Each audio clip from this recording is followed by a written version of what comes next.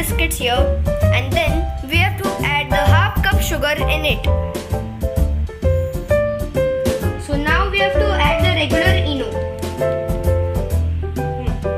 So now we have to blend these things into this mixer. Now we have to pour this slowly here.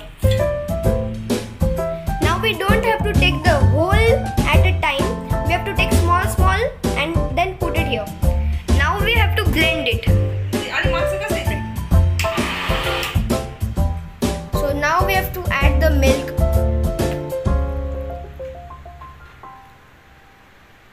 We can add more milk if required. So now the batter is ready. So now we have to pour the batter.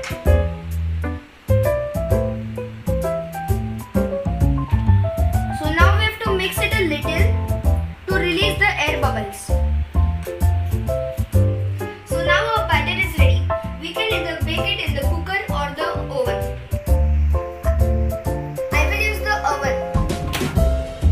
So now we have to bake it in convection for 20 minutes.